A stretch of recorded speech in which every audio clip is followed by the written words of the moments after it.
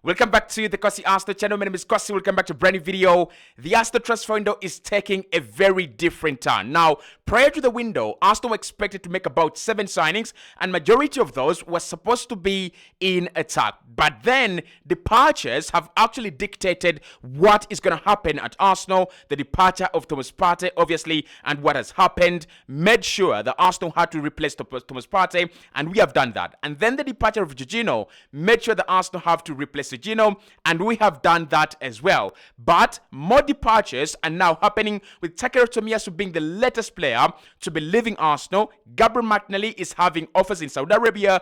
Trossard is having offers from Italy, and I can tell you this with concrete evidence that Ethan Nwaneri is frustrated with Arsenal trying to sign Noni Madueke and Eberechi, and there could be a departure there as well. Hit the like button, subscribe to the channel as well. Arsenal now are looking at a potential 8 to 9 signings this summer. I'm not saying it's crazy. I'm saying that when you do 8 signings, aren't we becoming Chelsea, guys?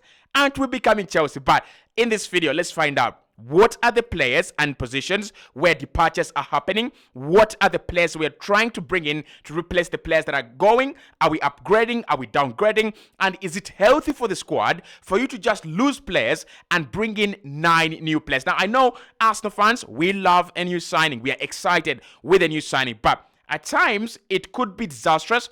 I'm not going to lie about it. Now, let's start off with the departures, areas where departures are going to be happening, and what are the players we expect to come in those areas. Let's start off in defense, where 2 or 3 departures are expected, and the first one has been Takehiro Tomiyasu. Tomiyasu yesterday agreed with Arsenal to cancel his contract and leave Arsenal with mutual consent with immediate effect. Now, Tomiyasu leaves Arsenal because he has not had enough time to play for the club, and I suppose that the player and the club were both frustrated for the lack of game time, and he decided, let me go work on my surgery, and maybe because right now he has an injury that is going to require surgery, and his surgery, after his surgery, he might actually take 4 to 5 months. Now, 4 to 5 months, that is January. Right? That is January. And Arsenal saying, again, we are not sure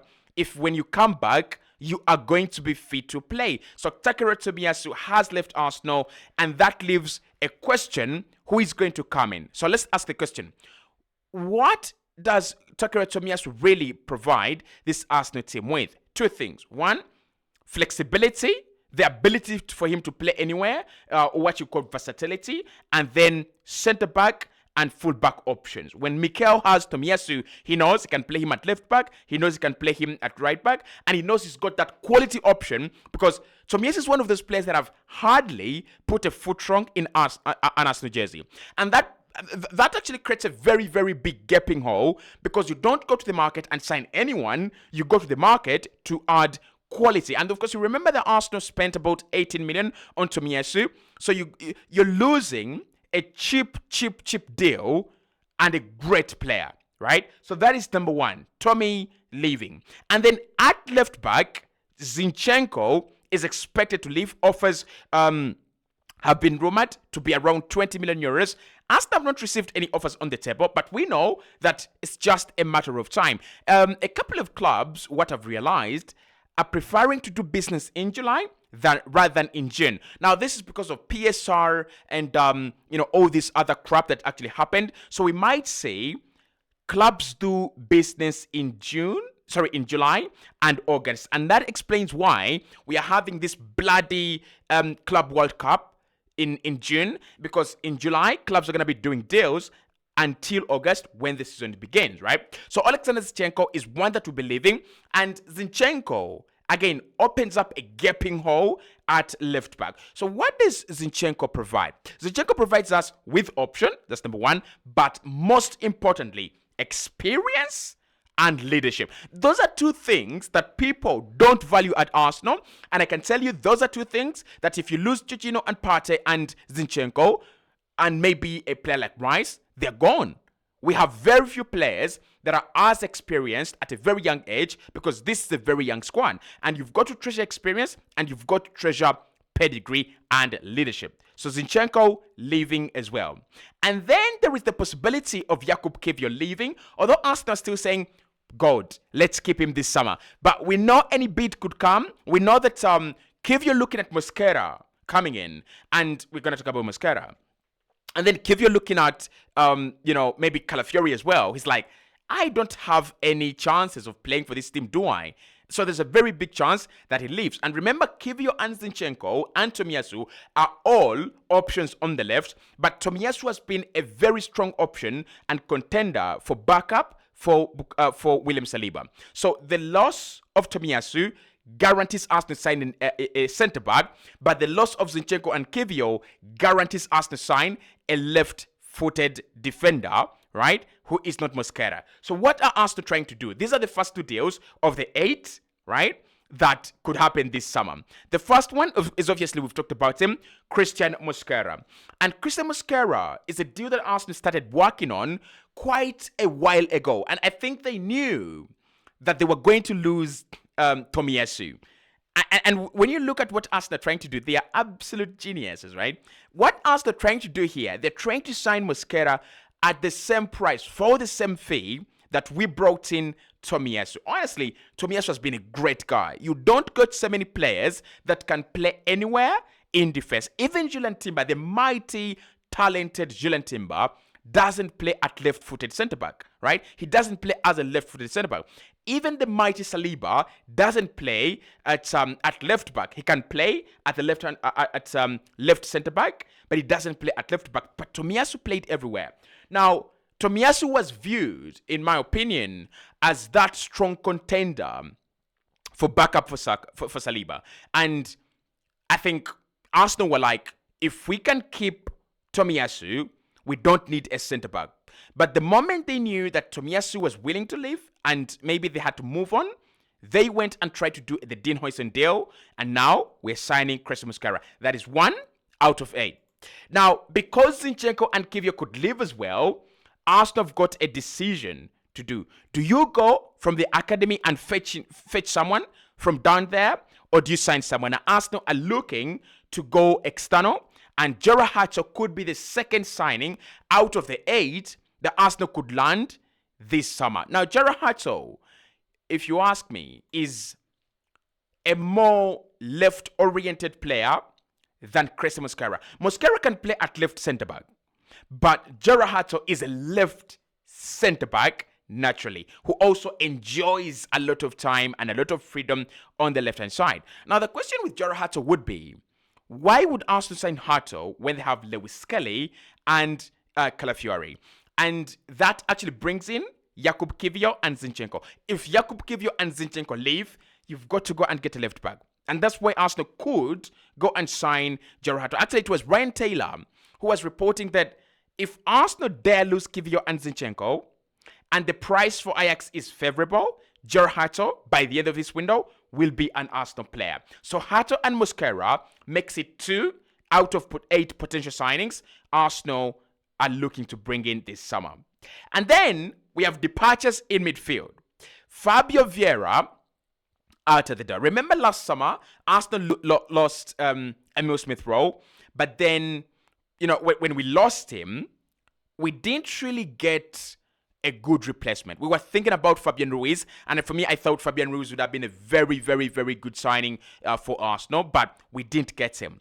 So what eventually happened, and this is very, very interesting, is that Arsenal brought in Mika Moreno, and they were hoping to replace Emile Smith-Rowe, maybe after understanding whether Fabio Vieira would work out or not. Now, Fabio Vieira is not going to work out, and therefore Eberechi Eze is going to be signed as signing number 3 out of 8.